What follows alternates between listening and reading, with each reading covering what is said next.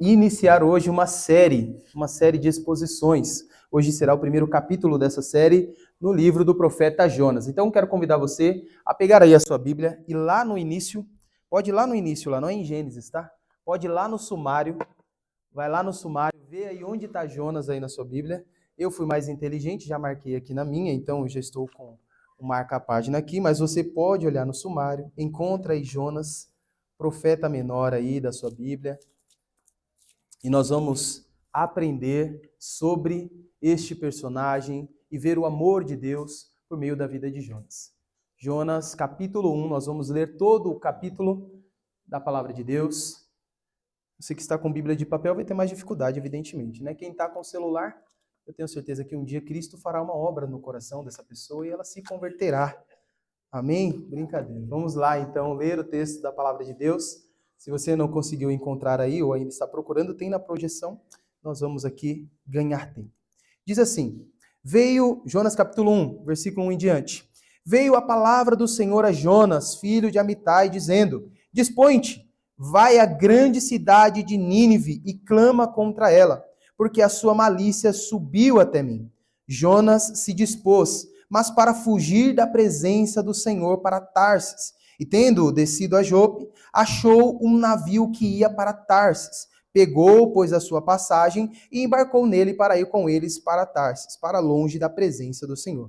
Mas o Senhor lançou sobre o mar um forte vento, e fez-se no mar uma grande tempestade, e o navio estava a ponto de se despedaçar. Então os marinheiros, cheios de medo, clamavam cada um ao seu Deus, e lançavam ao mar a carga que estava no navio para aliviarem o peso dela. Jonas, porém, havia descido ao porão e se deitado, e dormia profundamente. Chegou-se a ele o mestre do navio e lhe disse, que se passa contigo? Agarrado no sono? Levanta-te, invoca o teu Deus, talvez assim esse Deus se lembre de nós para que não pereçamos. E diziam uns aos outros, vinde e lancemos sortes para que saibamos por causa de quem nos sobreveio este mal. E lançaram sorte, e a sorte caiu sobre Jonas. Então lhes disseram, declara-nos agora por causa de quem nos sobreveio este mal. Que ocupação é a tua? De onde vens? Qual a tua terra? E de que povo és tu?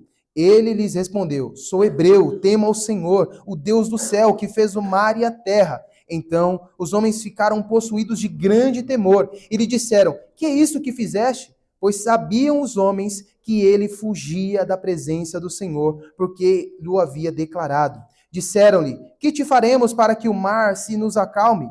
Porque o mar ia se tornando cada vez mais tempestuoso. Respondeu-lhes, tomai-me e lançai-me ao mar, e o mar se aquietará, porque eu sei que por minha causa vos sobreveio esta grande tempestade. Entretanto, os homens remavam, esforçando-se por alcançar a terra, mas não podiam, porquanto o mar ia se tornando cada vez mais tempestuoso contra eles. Então clamaram ao Senhor e disseram, ah, Senhor, rogamo-te que não pereçamos por causa da vida deste homem, e não faças cair sobre nós este sangue, quanto a nós inocente, porque tu, Senhor, fizeste como te aprouve. E levantaram a Jonas e o lançaram ao mar, e cessou o mar a sua fúria.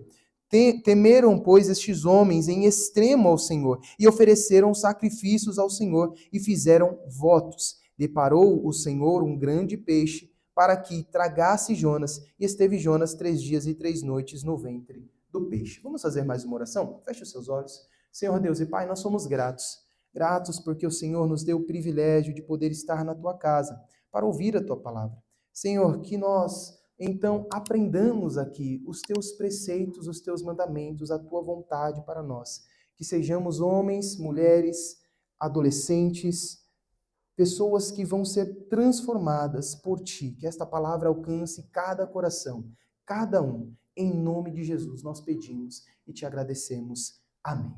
Amém, meus irmãos? Então, como eu disse, nós estamos iniciando esta nova série, onde nós vamos falar desta pessoa, deste personagem tão icônico. Este que tinha uma missão do seu Criador, que foi ali levado pelo engano, fugiu, depois foi engolido por um grande peixe, depois se arrependeu.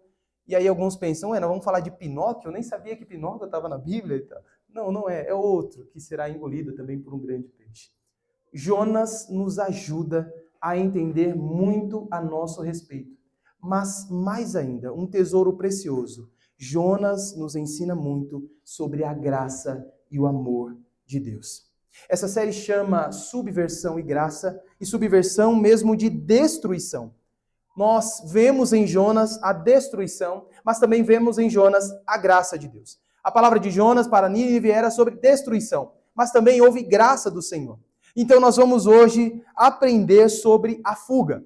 O primeiro capítulo de Jonas, nós vamos então falar neste sermão sobre a fuga de Jonas. Eu quero que você primeiro pense comigo sobre quem é este homem. Jonas é um homem filho de Amitai, profeta do Senhor, e a mesma pessoa mencionada, ou o mesmo profeta mencionado lá em 2 Reis, capítulo 14, onde ele profetiza no reino de Jeroboão II.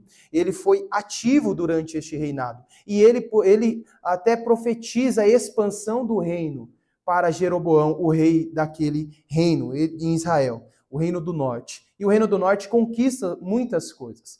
Nós começamos então a entender que Jonas está participando de um momento de Israel em que a cidade, a nação, o seu país está crescendo. Jonas é tido pelos teólogos, pelos estudiosos, como um profeta nacionalista, um profeta patriota. Tanto que a dificuldade em seu contexto de ir profetizar a Nínive é justamente essa. Muitos denominam Jonas como o profeta medroso, que fugiu com medo, os ninivitas eram muito bravos, então Jonas fugiu, e não é isso que o texto nos ensina. Jonas se recusa a ir por causa da graça de Deus sobre os ninivitas. Mas por que Jonas não queria que os ninivitas fossem abençoados? Porque ele era alguém patriota. Este período é o período que Nínive, a capital da Síria, estava crescendo e estava conquistando muitos países e muitas nações. Jonas sabe que se o Senhor perdoasse ou abençoasse aquele povo logo iria contra Israel, a sua nação.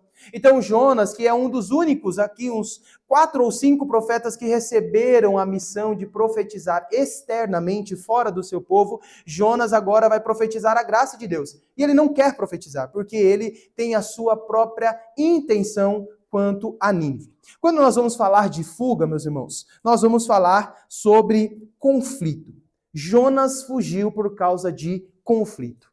A nossa vida é assim. A nossa vida é feita de conflitos, de embates, de coisas que acontecem que são conflitantes. Nós vamos aprender com Jonas, então, algumas circunstâncias desses conflitos e como nós conseguimos identificar se somos como Jonas, fugitivos da presença de Deus. Ora, Jonas nada mais fez do que fugir da presença do Senhor. O texto diz isso, literalmente. Ele queria fugir da presença do Senhor. Como identificar, então, se nós, eu e você, temos fugido da presença do Senhor? No versículo 1 ao 3, esta tarefa é uma tarefa muito icônica. Ir pregar a Nínive, ir falar a Nínive. Jonas agora se encontra em uma situação muito difícil. Ele não quer que Nínive seja abençoada. Por isso, quando o Senhor diz, dispõe-te, e essa frase no texto é uma frase muito interessante, porque Jonas de fato se dispôs.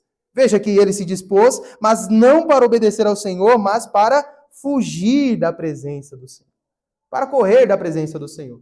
Aí você se lembra do meme lá, né? Vou nada. Deus falando, Jonas, vai, e ele, vou nada. E ó, indo embora. Chega até o porto. Pega o primeiro navio que ele vê, para Tarsis. Uma viagem longa, um navio mercante. E ele fala, é isso mesmo que eu quero. É para lá que eu vou. Mas nós começamos então agora a aprender a primeira característica do conflito de Jonas. É um conflito de interesses. Jonas tem a origem da sua fuga em um conflito de interesse. Jonas não só foge da presença de Deus. Jonas não só desobedece a Deus, mas Jonas foge do que é o interesse de Deus. Do interesse de Deus. Jonas, na sua fuga, prefere priorizar o que ele quer, o que ele pensa ser certo, para então agir conforme isso. Jonas não foge apenas de obedecer a Deus, mas Jonas despreza o interesse de Deus em Nínive. A nossa fuga pode começar a ser identificada quando há em nós, então, um conflito de interesses. E isso acontece o tempo todo. Todo momento que nós somos desafiados pela palavra de Deus. Todos os momentos que nós aprendemos alguma coisa e nós falamos, eu não vivo assim, hein? Eu não penso assim. Eu não faço desse jeito. nós começamos a identificar um conflito de interesse. Aquele dia que você abre aquela pregação maravilhosa do Hernandes, um pouco abaixo da pregação deste púlpito aqui, mas ele também consegue se manter, prega lá e você fala, nossa, falou o meu coração. Olha, mas não sei se é isso que eu consigo fazer, é muito difícil. Não sei se eu consigo lidar com essa verdade. Não sei se eu consigo me sacrificar a este ponto. Eu não sei se eu consigo ouvir isso e obedecer. Meus irmãos, nós mostramos desinteresse na vontade de Deus quando colocamos os nossos interesses à frente da vontade de Deus. Quando eu prefiro seguir as minhas vontades e priorizar os meus interesses, a despeito de orar, ler a Bíblia, servir, evangelizar e ser crente. Isso tudo é resultado de uma fuga. Talvez você é um Jonas e já começou a identificar que você está fugindo do Senhor, fugindo dos interesses do Senhor. Talvez há muito tempo o Senhor te falou algo e definiu algo para a sua vida que você tem fugido porque você preferiu ouvir e seguir os seus próprios interesses. Os seus próprios interesses. Jonas é este homem interessado, não na vontade de Deus, mas em sua própria vontade. Ele desce então até Jope, acha um navio, paga a sua passagem, embarca e vai. Veja que interessante. Ele chegou lá, já tinha o navio, ele tinha o dinheiro da passagem, já pagou, já está no barco, já está indo embora. Olha que bênção. Jonas está falando, eita, que fuga maravilhosa. Até Deus me ajudou nisso, né? Veja só. Você percebeu que quando nós começamos a fugir, algumas circunstâncias acabam nos ajudando a isso? Às vezes nós vamos conflitar interesses firmados e baseados nas circunstâncias que nos rodeiam. Mas essas circunstâncias vão ajudar você a fugir de Deus, a fugir do Senhor. Você talvez vai falar assim, olha, eu estou vivendo assim porque olha só como está a minha situação. Olha só como é o meu trabalho. Olha só como é a minha demanda, olha como é o meu dia. Olha como é a minha família. Olha como é a minha esposa, o meu marido, os meus filhos. Veja só o contexto que eu vivo. Não tem, eu tenho que viver assim. Eu sei que o Senhor quer de mim é outra coisa. Eu sei que o interesse do Senhor para mim é diferente. Mas veja, tudo coopera para que eu viva diferente do que o Senhor quer para mim. Mas pode deixar que quando essas coisas mudarem, quando isso se transformar, quando essas circunstâncias mudarem, aí sim eu vou pegar firme no que o Senhor quer para mim. Veja, conflito de interesse. Nós andamos a todo tempo fugindo do Senhor. E colocando nessas circunstâncias, o critério. Não é por causa disso, é porque o meu marido é assim, então eu não consigo ser crente bastante.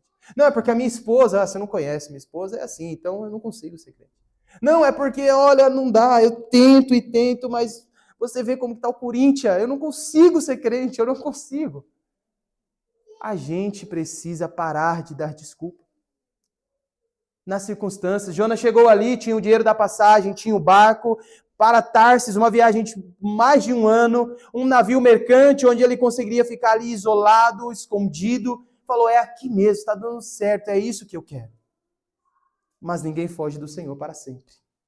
E os nossos interesses sempre são alcançados pelos interesses do Senhor. Mas Jonas tem ali o dinheiro da passagem na sua mão, sentiu um grande alívio, achou um navio para o fim do mundo, é como se Jonas estivesse indo para a borda da terra, falando, olha, eu vou encontrar, se a terra for plana, eu vou cair desta borda, então eu vou até o fim. Jonas está indo para Tarsis, mas é a viagem para o fim do mundo. Naquele tempo, é o lugar mais longe que alguém poderia ir. Jonas falou, é para lá que eu preciso ir, é lá que eu vou fugir do Senhor. Mas lá no versículo 4 nós vamos ver uma verdade interessante. Leia comigo aí. Diz assim, mas o Senhor lançou sobre o mar um forte vento, e fez-se no mar uma grande tempestade, e o navio estava a ponto de se despedaçar. Então veja só, acontece que até estes planos que estavam bem resolvidos, estavam bem decididos, estavam indo bem, eles começam a ser confrontados pelo pior de todos os oponentes que ele poderia receber. Jonas é confrontado, seus planos são confrontados pelo grande amor de Deus. O amor de Deus agora, em forma de uma grande tempestade, alcança Jonas, alcança o barco que ele está. Ninguém foge de Deus para sempre, principalmente quando este alguém é alguém que conhece a Deus. É melhor viver como um ateu, como um pagão, negando a Deus, falando, eu não quero, não existe Deus, não tem nada isso de ser crente, do que você conhecer a Deus, do que você saber o que Deus quer para você e fugir. A pena é muito mais severa para você. É melhor viver como alguém, um desconhecido de Deus, alguém que não quer saber de Deus, do que um crente que tenta fugir do Senhor. As consequências práticas do ateísmo são bem mais tênues, bem mais fracas do que para um crente que conhece a Deus e que está num processo de fuga. A nossa existência se torna inimiga de Deus quando nós fugimos de Deus. O grande amor de Deus vai nos alcançar. Um dos pontos do calvinismo, da nossa teologia soteriológica, a doutrina da salvação, é a graça irresistível. Isso quer dizer que ninguém resiste a Deus para sempre. Ninguém resiste a Deus para sempre. E aí fora tem um jargão que quase que se torna um versículo, que diz o seguinte, você não vem pelo amor, você vem pela dor. Por que será que dizem isso? Por que será que falam isso? Será que a pessoa vai esperar se dar mal para poder olhar para o Senhor Deus e ouvir os seus interesses? Será que esta pessoa vai se tornar inimiga de Deus a ponto de a sua existência ser todo dia buscada e atraída por Deus por mais diversas formas e circunstâncias, sejam boas ou ruins? Fugir de Deus é uma burrice. Jonas está sendo um profeta aqui totalmente fora de si. Os seus planos bem-sucedidos são confrontados pelo grande amor de Deus. Os seus interesses começam a ser derrubados, um por um, pelo grande amor de Deus. A sua vontade começa a ser derrubada e confrontada pelo grande amor de Deus. Jonas não sabe, não entende que tudo coopera para que o amor de Deus seja manifestado em sua vida. Este salmo que nós lemos aqui, talvez Jonas não conhecia. Para onde eu irei, Senhor, da tua presença? Onde me ausentarei do teu espírito? Se eu subir as alças da alvorada, lá o Senhor está. No mais profundo abismo, o Senhor estará também. Aonde eu vou? Para onde me ausentarei da sua presença? Mas nós, às vezes, somos como Jonas. Esquecemos. Esquecemos que o Senhor vê tudo, que o Senhor sabe de tudo, que Ele nos acompanha em todos os lugares. Declaramos e decretamos coisas ao nosso respeito, dizendo, eu vou fugir, é para Tarsis, não importa, o Senhor não vai me alcançar, até o ponto de chegar uma tempestade, balançar o nosso barco a ponto de despedaçar e dizer, o grande amor de Deus está aqui e veio te resgatar. Um inimigo de Deus se torna aquele que foge de Deus. Veja que interessante também. Quando há conflito de interesses, algumas características do nosso eu começam a ser enfatizadas e mostradas. Leia comigo aí na sua Bíblia o versículo 5. Então os marinheiros, cheios de medo, clamavam cada um ao seu Deus e lançavam ao mar a carga que estava no navio para o aliviarem do peso dela. Jonas, porém, havia descido ao porão e se deitado e dormia profundamente. No texto da versão grega do Antigo Testamento, chamada Septuaginta, diz que Jonas até roncava. Jonas chegava a roncar de tão profundo o seu sono. Quando nós estamos fugindo de Deus, nós começamos a nos tornar até indiferentes. Veja que Jonas fugiu do Senhor, ele quis correr do Senhor, mas ele caiu em uma reunião de oração. E ele foi capaz de abandonar esta reunião de oração. Os marinheiros começam a orar, a clamar. E enquanto eu estudava esse texto, eu estava lendo um livro de um grande teólogo, pregador, chamado Stuart Olliott. E ele dizendo um testemunho dele próprio, que ele já esteve numa tempestade muito severa, em que ele levantou da sua beliche no meio da madrugada, desesperado, ajoelhou, começou a clamar, os seus joelhos todos molhados, e ele clamando, e o colega de quarto dele também clamando a Deus e pedindo misericórdia, e ele ouvindo aqueles barulhos, as ondas, os ventos. De repente, o pastor Stuart começa a sentir um cheiro diferente. Ele fala, nossa, mas que cheiro é esse? E ele começa a caminhar com o barco todo balançando, até o ponto em que ele chega perto da cozinha. E quando ele olha na cozinha, os marinheiros estavam fazendo um tipo de sardinha assada e conversando. E tentavam se equilibrar com a frigideira na mão, e ele sem entender, falando assim, será que é a última refeição desses homens? O que está acontecendo? E os marinheiros olharam e falaram, não, calma, isso é normal, fica tranquilo. Ele falou, não, mas essa grande tempestade... Ele falou, não, isso não é tempestade não, pode ficar tranquilo aí, é normal. É turbulência, pode ficar, vai descansar. Mas o que nós vemos no texto aqui é que até os marinheiros começaram a clamar. Se encheram de grande temor. Esta não é uma tempestade comum. Este vento é um vento diferente, é uma tempestade diferente, a ponto dos marinheiros que conhecem o mar, as tempestades, olharem um para os outros e falar assim, não, peraí, tem alguma coisa divina aqui. Nós irritamos algum Deus muito poderoso, porque isto não é normal. Nós temos experiência com o mar, nós já vivemos no mar, nós sabemos o que acontece no mar, então espera aí, tem alguma coisa errada. Eles começam a orar, a clamar. Mas aquele que está com conflito de interesses com Deus, fugindo, ele não consegue mais nem orar. E Jonas abandona aquela reunião de oração, aquela reunião de intercessão, de clamor. Talvez Jonas é o profeta, talvez ele deveria estar ali conduzindo aquela reunião de oração, desenvolvendo o seu ministério profético, dizendo, calma, o Senhor virá ao nosso encontro. Mas o que Jonas estava fazendo? No porão, dormindo, a ponto de roncar. É assim que acontece com alguém que prioriza os seus interesses e a sua vontade e foge de Deus. Ele começa a abandonar a oração, o seu ministério, o seu chamado, aquilo que Deus o chamou para fazer. Ele começa a parar de orar. Enquanto alguns oram, ele dorme, ele cochila. Ele não se importa mais com o que vai acontecer ou não, ele perde o seu propósito. Quando nós colocamos os nossos interesses à frente dos interesses de Deus, é isso que acontece conosco. A nossa oração já não é a mesma, o nosso propósito fica vazio, abandonado, descuidado, nós não conseguimos mais orar como deveríamos, e em situações que eram para que nós estivéssemos ali liderando, agindo, trabalhando, fazendo, nós não estamos. Este conflito é um conflito muito perigoso, a ponto de ele ser confrontado por um pagão. Veja comigo o versículo 6. Chegou-se a ele o mestre do navio e lhe disse, que passa contigo? Agarrado no sono, levanta-te, invoca o teu Deus. Talvez assim esse Deus se lembre de nós para que não pereçamos. Um crente, e Jonas é o crente aqui, um crente a ser confrontado, a levar uma bronca de um ímpio, de alguém que não tem o conhecimento do Deus verdadeiro, do único Deus. Dizendo, ei, você está dormindo? Ei, o que você está fazendo? É claro que isso acontece o tempo todo. Crentes e crentes que são confrontados, que levam aí broncas e broncas de descrentes. E você ouve ele dizer, ei, você não é crente?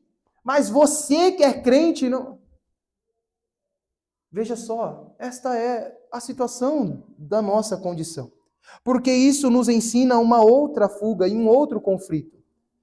Porque quando nós fugimos do Senhor, além do conflito de interesse, nós também mostramos um conflito de espiritualidade. Nós somos chamados a um mandato. Lá no Éden, Deus deu 3 mandatos ao homem como humanidade. O mandato social, que foi o relacionamento de Adão com Eva e com a sociedade. O mandato cultural, que foi o relacionamento de Adão com o trabalho ou com a cultura à sua volta. Com o jardim, para cuidar dos animais, das plantas. Mas um mandato mais importante. Deus deu a Adão o mandato espiritual. Para se relacionar com Deus, a nossa espiritualidade deve estar em dia. Quando nós vemos lá em João 4 a mulher samaritana questionar a Jesus e dizer, olha, onde que nós devemos adorar? Porque vocês judeus dizem que é Jerusalém, mas nós adoramos aqui no monte. E Jesus diz, o que importa é adorar ao Pai em espírito e em verdade, porque Deus é espírito. Quantos de nós negamos esta verdade? Que há uma realidade espiritual à nossa volta. Que nós devemos orar e ler a Bíblia para que o nosso homem espiritual seja alimentado. Que nós precisamos nos debruçar diante de Deus, confessar os nossos pecados em busca da nossa santidade. Nós fugimos de Deus quando nós temos um conflito de espiritualidade. Quando não nos importamos mais em ser pessoas espirituais. E a espiritualidade aqui não é ver espírito, não é ver demônio, não é ir ao monte, quebrar lá as macumbas, não. É você saber que você consegue dobrar os seus joelhos e orar a Deus todos os dias. E que isso não é um incômodo para você. É uma vergonha um cristão precisar orar e não saber orar.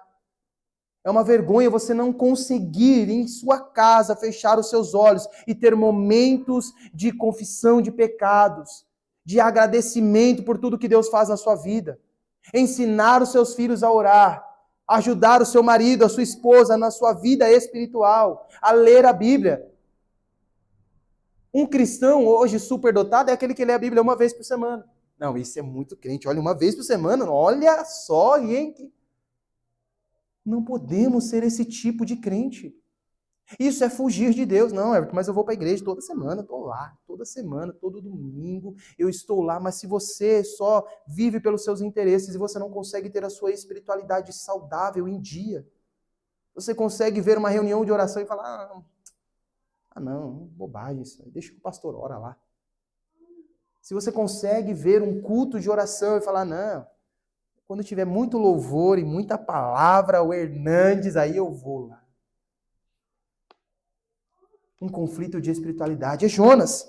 Jonas está aqui vivendo justamente isso. Enquanto aqueles pagãos lutavam pela vida, se esforçavam, clamavam, faziam de tudo. Jonas, que é o profeta, Jonas, que é o homem de Deus, está roncando, está dormindo.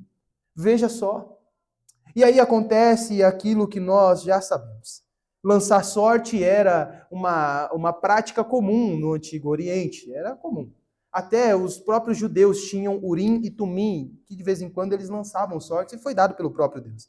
Eles agora sabem que há alguma coisa divina ali. Tem alguma coisa espiritual rolando, eles dizem. Vamos lançar sorte e ver quem será apontado. E no versículo 7, a sorte cai sobre ele. Jonas tinha esquecido disso. Que o mundo espiritual obedece a Deus e a sorte lhe cai. A sorte é lançada, mas é o azar de Jonas. Jonas é ali desmascarado. E algo interessante que nós vemos nesta crise de espiritualidade é que Jonas poderia a todo momento falar. Olha, eu sei o que está acontecendo. Me joguem, mas ele ficou na dele ali. Sem propósito, sem vontade. Uma pessoa, quando ela está passando por este conflito de espiritualidade, quando o seu espiritual está decaído, ele não vai falar. Acredite. Você é membro desse, você não vai falar para mim. Você não vai vir aqui um dia e falar, Everton, eu preciso falar com você. Aí você vai chegar para mim e falar, olha, eu não consigo orar. Eu não consigo ler a Bíblia. Eu só quero ficar assistindo dorama o tempo inteiro. Eu não consigo me empenhar nas coisas de Deus. Você não vai falar para mim. Você vai vir para o culto. Você vai me enganar. Você vai enganar os seus irmãos. Mas o mundo espiritual obedece a Deus. E Deus sabe e conhece a nossa vida espiritual. Jonas poderia falar, ei, sou eu o problema, nem precisa lançar sorte, não joga nada fora, podem me lançar para fora do barco, que sou eu. Mas nós, quando temos o nosso espiritual abalado, conflitante, a nossa posição é ser omisso e negligente quanto à realidade de melhorar como crentes. Alguém que está com problema espiritual não vai conseguir chegar ao irmão, à irmã e dizer assim, irmão, ore por mim, porque eu não consigo mais orar, eu não me considero mais nem crente, porque eu só consigo ir na igreja e cantar. Não oro em casa, não leio a Bíblia, não faço culto doméstico, não lidero a minha família, não sou submissa ao meu marido, não dou bom testemunho no meu trabalho, não evangelizo os amigos da minha escola, eu não sou crente, eu sou um impostor. E você prega o evangelho, irmão? Evangelho, esquece. Spurgeon disse uma frase muito interessante. Ele disse assim que todo crente ou é um missionário ou é um impostor. Nós olhamos para a nossa espiritualidade e vemos o conflito quando nós não conseguimos orar, ler a Bíblia, pregar o evangelho àqueles que nos rodeiam, perdoar o nosso irmão, não ter dificuldades com aqueles que nos cercam, perdoar. Não é aquela família em casa que quando sai uma palavra mal falada, é um problemão, é um conflito enorme. Ou aquele marido que precisa andar pisando em ovos, porque se ele escorregar numa frase, é o seu fim. A sua esposa vai usar aquilo contra ele. Ser espiritual. Se nós temos este conflito de espiritualidade, nós estamos em fuga, assim como Jonas. Mas há um outro conflito de onde se originam as nossas fugas. Veja comigo o versículo 8, diz assim: declara-nos agora por causa de quem nos sobreveio este mal. Que ocupação é a tua? De onde vens? Qual a tua terra? E de que povo és tu? Ele lhes respondeu: sou hebreu, temo ao Senhor, Deus do céu, o Deus do céu, que fez o mar e a terra. Se há um conflito de interesse e um conflito de espiritualidade, a nossa fuga também mostra um conflito de identidade. Quando nós estamos em fuga com o Senhor, nós perdemos a nossa identidade. Veja que quando Jonas aqui é confrontado, ele agora dá uma resposta evasiva, vazia, com os traços de autojustificação já meio que se defendendo. Quando ele diz o seguinte: sou hebreu, o que ele está dizendo é: eu sou alguém que peregrina. O termo hebreu foi firmado e fundado lá no povo no deserto. Por quê? Que nação é aquela? É uma nação que anda, que peregrina, que caminha, está indo para a sua terra. Por isso são os hebreus. Quando Jonas diz: sou hebreu e sirvo Deus que fez o mar, não a terra e o céu, mas o mar e a terra, Jonas dá uma resposta meio vazia, fugindo de quem ele é. Veja que ele não disse: sou o profeta Jonas, filho de Amitai, servo do Senhor, israelita. Não. Jonas aqui não é profeta, ele é hebreu. Jonas deixa aqui de que o seguinte: se entenderem que eu estou peregrinando, já está bom demais. Já me deixam em paz. Jonas se justifica: eu estou fugindo. Ele sabe que está fora dos padrões daquilo que o Senhor o chamou para fazer. Ele agora tem uma dificuldade teológica, existencial. Duas coisas são importantes para nós falarmos aqui. Quando você foge do Senhor, você sempre vai ter esse problema teológico. Eu estou fugindo de um Senhor que fez o mar e a terra. Jonas diz assim: eu temo o Senhor dos céus, que fez o mar e a terra. E todo mundo olha e fala: quem? Você está fugindo por quê? Você é maluco. Esse é justamente um paradoxo que nós vivemos e nós entramos. É a mesma coisa de alguém falar assim: eu creio em Deus, eu sei que Deus existe. Você crê que Ele é poderoso? Sim, Ele é muito poderoso. Você quer saber o que Ele quer para você, o que Ele requer de você? Não, não quero saber. É a mesma coisa. Ou quando alguém fala: só Deus pode me julgar. Nossa, só Deus? Você está enrolado. Nós vivemos esta dualidade, esse pensamento dúbio de uma coisa, mas que não considera outra. Jonas está fugindo de um Deus que consegue sondar a terra, o céu e o mar. Por isso esses homens desesperados, no versículo 10, dizem assim: mas o que você fez? Você é maluco? Você é doido? Por que você fez isso? E esses somos nós. No nosso conflito de identidade. Somos filhos de Deus. Aí você fala: eu sou filho de Deus. O Deus Todo-Poderoso. O Deus que sonda o nosso coração. O Deus que sabe daquilo que nós precisamos e que fazemos. Mas que você mesmo não se compromete com Ele. O grande amor que nos alcançou, mas que você mesmo não se comporta como um alcançado por este amor. Alcançado por esta graça. Jonas vive uma falsa teologia. Falsa teologia. Por isso que ele conhecia essas verdades, mas não conseguia orar. Por isso ele sabia que temia: eu temo ao Senhor, mas ele não ora ao Senhor pedindo para que o Senhor tenha misericórdia. É assim que nós vivemos. Quando estamos fundados numa palavra que não é a palavra de Deus. Quando estamos firmados em uma teologia, em uma palavra que não é a palavra que Deus nos deu. Quando uma teologia falsa que não nos ajuda a orar. No versículo 10, os homens perguntam: que é isso que fizeste? Pois sabiam os homens que fugia da presença do Senhor. Ele havia declarado isso. De repente, agora a Bíblia começa a condenar não estes homens, mas a tragédia que é se ter uma intimidade com Deus e fugir dele, e fugir dessa intimidade. Jonas literalmente estava brincando com fogo e não sabia, ou sabia e sofreria as consequências. O texto agora começa a mostrar para nós como é triste, perigoso e trágico viver uma vida indiferente de Deus. Indiferente do seu querer para nós. Indiferente dos seus planos para nós. A Bíblia começa a mostrar pela vida de Jonas como é trágico não considerar a vontade de Deus para nós. O texto vai dizer que esses marinheiros se desesperaram. Jonas, você tem um Deus poderoso. Você tem todas as opções. Você podia fazer qualquer coisa, menos fugir desse Deus. Menos contrariar esse Deus.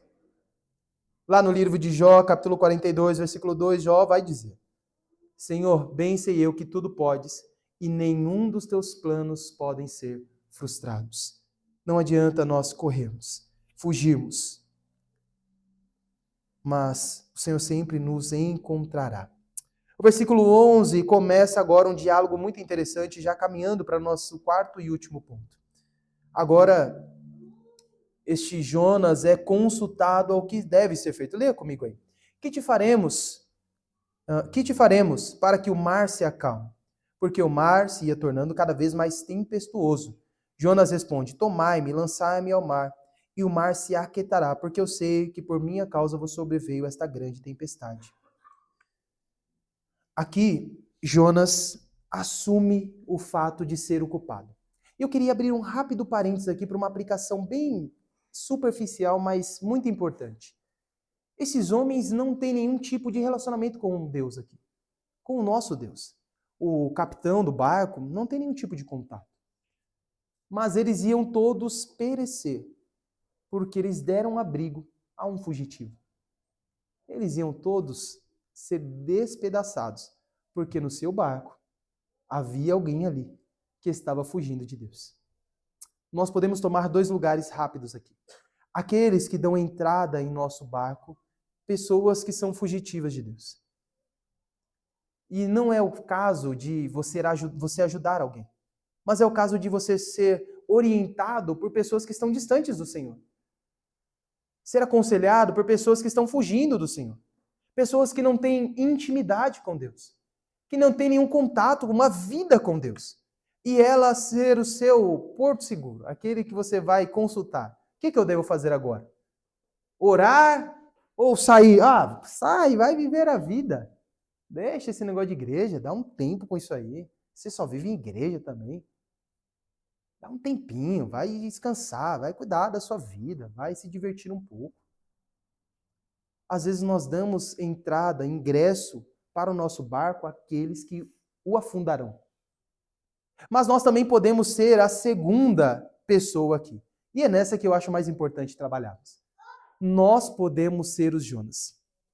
Nós podemos ser aqueles que estão levando tragédia para a vida da nossa família, do marido, da esposa, dos filhos. Porque nós estamos fugindo de Deus. Porque estamos em conflito de interesse, de espiritualidade e de identidade. Nós não somos crentes o bastante. Então nós atrapalhamos o nosso marido ser crente, a nossa esposa ser crente. Nós atrapalhamos o crescimento do nosso filho, não o educamos da forma que a Bíblia diz. Lá no nosso trabalho, nós não demonstramos o quanto nós somos crentes e oramos e isso, aquilo. Ao contrário, pessoas que nos conhecem acabam se afastando de Deus. Estamos levando tragédia, mas algo muito importante aqui. Leia comigo o versículo 13 e 14. Contudo, os homens remavam, esforçando-se galhardamente por atingir a terra, sem, no entanto, nada conseguir, porque o mar se tornou cada vez mais tempestuoso, investindo contra a embarcação. Então clamaram ao Senhor: Senhor, rogamo-te que não pereçamos por causa da vida deste homem. Não faças cair sobre nós este sangue, quanto a nós, inocente, porque tu, Senhor, fizeste como te aprouve. Versículo 15 e 16. E levantaram a Jonas, e o lançaram ao mar, e cessou o mar a sua fúria. Temeram, pois, estes homens em extremo ao Senhor, e ofereceram sacrifício ao Senhor e fizeram votos. Isso nos ensina uma coisa muito importante, que nós vamos para o nosso quarto ponto. Nós falamos aqui de um conflito de interesses, de espiritualidade, um conflito de identidade. Mas também há um conflito que nos leva a entender a nossa fuga. Um conflito de instrumentalidade. Nós somos instrumentos. Quando eu falei que levamos tragédia para o barco, é porque nós somos o instrumento daquela tragédia. Jonas aqui era o instrumento.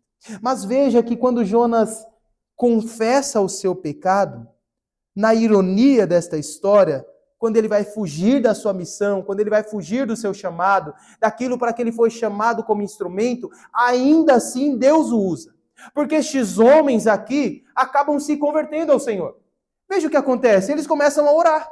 Eles começam a clamar a Deus. E você vai ver que quando se fala do Deus destes homens aqui, lá no comecinho do capítulo é sempre Deus, na sua Bíblia vai estar com D minúsculo. Mas quando eles falam Senhor, eles estão falando de Yahvé, e vai estar aí numa Bíblia de papel com todas as letras maiúsculas, aonde eles encontram o Deus verdadeiro, o Deus da aliança. Jonas fugindo do Senhor. Ao momento em que ele se entende, ele fala, eu estou em crise de identidade, este não sou eu. E ele fala para aqueles homens, olha, a culpa é minha. Eu estou fugindo do Senhor, o Senhor que fez o céu e a terra, eu estou errado. Eu confesso os meus pecados diante do Senhor, me atira ao mar, é isso que eu mereço. Aqueles homens são então convertidos por essa postura e clamam a Deus. E depois o mar cessa a sua tempestade. E estes homens oferecem sacrifícios. A aplicação daqui é muito interessante. Você é instrumento de Deus. Para o bem ou para o mal, querendo ou não. Mas nós somos um instrumento muito eficaz em duas situações. Quando nós ouvimos a voz de Deus e obedecemos. Quando não temos conflitos de interesse com Deus. Quando não temos conflitos em nossa espiritualidade. Quando não conflitamos em nossa instrumentalidade, em nossa identidade. Quando nós agimos da forma correta como Deus manda, nós somos um instrumento maravilhoso de Deus. Mas também quando nós erramos e confessamos. E entregamos diante de Deus.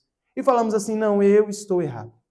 Toda vez que nós reconhecemos que somos pecadores, que somos falhos, que estamos no caminho errado, que desobedecemos a Deus, todas estas vezes serve sim de instrumento para Deus converter as pessoas.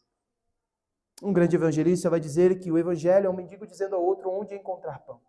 Se igualar àquele que te ouve e que te atende, dizendo, eu sou igual a você, pecador. Jonas aqui, por meio da sua confissão, ele acaba sendo um instrumento de salvação para todos aqueles homens. Meus irmãos, o mundo só tem um verdadeiro testemunho da salvação quando nós comunicamos esse testemunho da nossa vida com pureza e verdade, ou quando confessamos a nossa fuga e a nossa desobediência. Quando nós confessamos a nossa fuga e a nossa desobediência. Esta fuga de Jonas está originada neste conflito de instrumentalidade. Ele diz, eu não vou ser instrumento para abençoar a Nínive. Eu não vou ser. Eu não quero que essa cidade seja abençoada. Mas no fim das contas, ele é um instrumento. Você vai acabar sendo usado de exemplo. Uma hora ou outra isso vai acontecer. Seja pelo sofrimento que você vai viver, consequência e fruto da sua desobediência e da sua fuga, seja por obedecer a palavra de Deus, orar, ler a Bíblia, ser um crente de modelo e realmente exemplo. Eu conheço muitos homens em que eu me espelho e digo assim, eu queria ser crente como ele. Eu queria ser crente como este meu irmão. Talvez você seja um desses, que vai ser crente a ponto de alguém olhar para você e falar, não, fulano é crente. Fulano, olha, esse é crente, é bênção demais. Ou você vai ser aquele desobediente, que Deus vai te pegar na curva, já ouviu isso? Lá naquela curva abençoada, Deus vai te pegar lá. E aí você vai ser exemplo. Porque quando alguém pensar em desobedecer, ele vai falar, lembra que Deus fez com fulano? Não, melhor não, hein? Melhor não. A fuga de Jonas pode ser a nossa fuga. A fuga deste profeta pode ser a nossa fuga. Neste primeiro capítulo, nós vimos que esta fuga se origina nestes conflitos. Conflito de interesse. Quantas vezes, meu irmão, minha irmã, você deixou as coisas de Deus de lado para se apegar aos seus interesses, à sua vontade, aquilo que você julgou ser melhor para você? Quantas das vezes os interesses do Senhor têm que se encaixar nos nossos interesses? Quantas das vezes nós temos que pegar a vontade de Deus e ir filtrando, dizendo o seguinte, passe pelo funil da minha vontade. O que eu gostar, o que eu quiser, então isso será feito. O que eu não quiser, eu não vou fazer. Quando nós estamos em conflito de interesses com o interesse do nosso Deus, há uma fuga em nós e que será rapidamente, brevemente alcançada por uma grande tempestade. Mas há o conflito que nós falamos aqui de espiritualidade. Reflita se você tem conseguido orar o bastante. Não precisa ser o George Miller, não, tá? Orar para mover um continente. Calma, não precisa. Não precisa ser alguém que ora e o Espírito Santo chega a pedir para que a pessoa ore mais. John Wesley. Você vai lá na casa de John Wesley na Inglaterra, diz que tem as marcas dos joelhos de John Wesley lá. Né? De tanto que ele orava. Mas você consegue orar na sua casa, quando você tem este tempo, este momento, esta cobrança, ler a Bíblia, se debruçar diante do Senhor em oração antes de dormir e dizer, Senhor, obrigado por este dia. Obrigado porque o Senhor me protegeu e me guardou de tanta coisa. Obrigado por ter vivido mais um dia ao lado da minha família, dos meus filhos, do meu marido, da minha esposa. Será que a sua espiritualidade está a ponto de você conseguir orar? Ainda conseguir clamar? De quando receber um pedido de oração no WhatsApp, no grupo da igreja, de algum amigo do trabalho, alguém que está doente, você conseguir ali parar os seus minutos e orar a Deus e sentir que a sua oração está pelo menos saindo dali, daquela atmosfera? É um conflito de espiritualidade. O conflito de identidade é facilmente aqui aplicado por nós. Você sabe quem você é e o que Deus requer de você? Você consegue responder, ei, o que Deus quer de você? Para que Ele te chamou? O que você vai fazer diante de Deus? Esse é um dos piores conflitos. Um crente que não consegue se reconhecer, saber quem ele é. O princípio do evangelismo é a má notícia. A má notícia é o reconhecimento de quem nós somos. Pecadores. Quando você vai falar para alguém sobre o amor de Jesus e evangelizar efetivamente, você não diz Jesus te ama. Você não diz para um bêbado que está lá na sarjeta dizendo Jesus te ama, ele tem um plano maravilhoso na sua vida. Você não sabe. Você não sabe se Jesus tem realmente um plano na vida dele. Aí ele chega em casa bêbado, descontrolado, a esposa vai reclamar, ele fala, Jesus me ama, viu? E ainda bate na esposa para ela aprender que Jesus ama ele. Ou para aquele traficante que você chega e fala, Jesus te ama. Deus tem um plano maravilhoso na sua vida. E aquele traficante fala, é verdade, eu vendi tanta droga essa semana, só pode ser Deus me abençoando. Não é assim que a gente evangeliza. O conflito de identidade é o ponto crucial para aprendermos quem nós somos e para evangelizar. Nós reconhecemos que nós fomos alcançados por Jesus. Quem éramos nós? Que merecimentos temos diante de Deus para falar do amor que nós cantamos aqui, um amor que não falha, um amor que alcança um pobre pecador? É reconhecer quem nós somos, a nossa identidade. Saber que é Deus que nos alcançou, nos acolheu, nos atraiu, nos escolheu. Quando nós temos este conflito de não saber o nosso lugar, de não se colocar na nossa posição, de achar que somos o protagonista do universo. E olha, Jonas não é o protagonista nem da sua própria história. Quem é o protagonista do livro do profeta Jonas? É Deus e o seu grande amor. Nós não somos protagonistas deste mundo, nem da nossa história. Se colocar em nosso lugar, saber que Cristo morreu por nós, sem nós merecermos. Que estamos aqui hoje porque o Senhor nos chamou, nos atraiu, sem merecermos. Que não há nada de bom que nós possamos fazer para retribuir. Lá o profeta Isaías vai dizer que as nossas boas obras diante do Senhor são como trapos de imundícia. Não há nada que nós possamos fazer para retribuir. E só assim que nós podemos ser um instrumento e viver a resolução de um conflito de instrumentalidade. Saber para que Deus nos chamou. Reflita nesta noite sobre a fuga. Qual é a sua? Qual é o ponto que mais tem te causado tormento? Qual é o ponto que o conflito tem sido mais forte para você? E se coloque numa posição para que o Senhor venha te perdoar, para que essa tempestade ajude você a ser bênção, ser um instrumento de Deus. Esta fuga só pode ser resolvida de um jeito: Cristo Jesus vivendo em nós. Cristo Jesus sendo o centro da nossa vida. Vivermos dia após dia querendo agradar o nosso Senhor e Salvador. E aqueles que não receberam esse Senhor, que morreu na cruz como seu Salvador, não conseguem parar de fugir. A sua vida vai ser uma eterna fuga até ele se encontrar com a cruz. E assim somos nós. Enquanto nós não entendemos que Cristo é o centro da nossa vida, a nossa vida vai se tornando uma fuga cada vez mais notória. Vamos nos colocar de pé, orar ao nosso Deus para agradecer por este culto e por esta palavra.